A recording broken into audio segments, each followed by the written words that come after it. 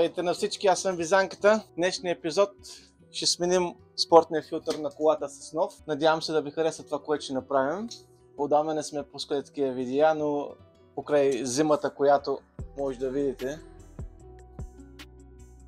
има сняг.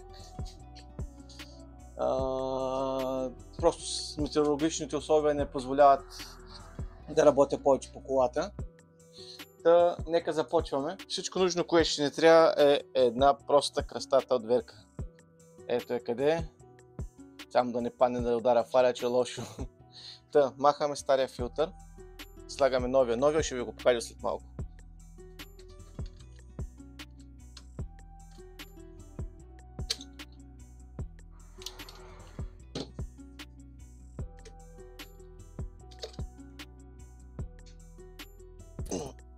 Той е малко по-така е.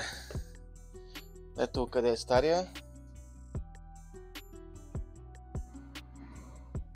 Сменям го, защото на места вече е измърсен, пък не ми се мие.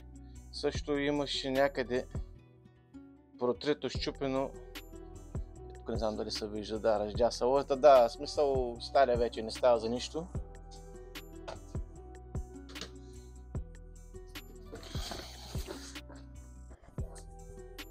Ето да ви покажа и новия.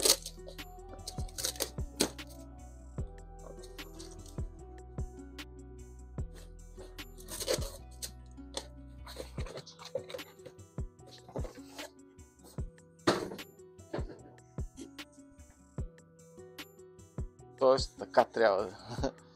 На Pro Air.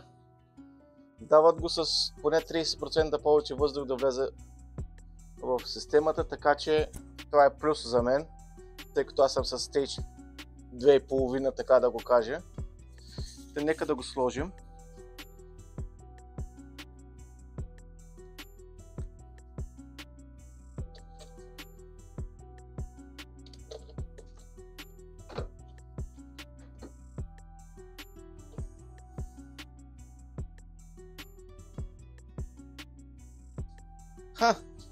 Скобата няма да стане. Твърде голяма, ще трябва да взема по-малка. Връщам се след малко. И така, тук сме с по-малка скоба. Ходих до магазина, затова съм с стария филтър. Сега го махаме пак. И слагаме новия.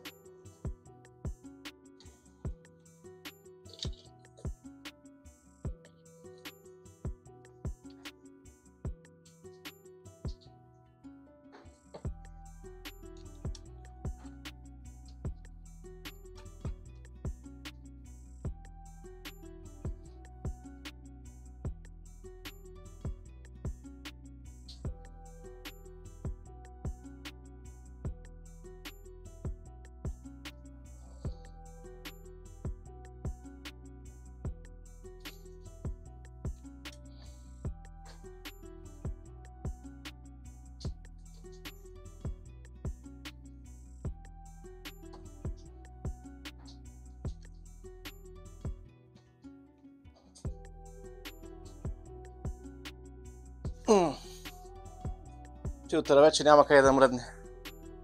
Сложихме го. Стария може да го хвърлим през старите части.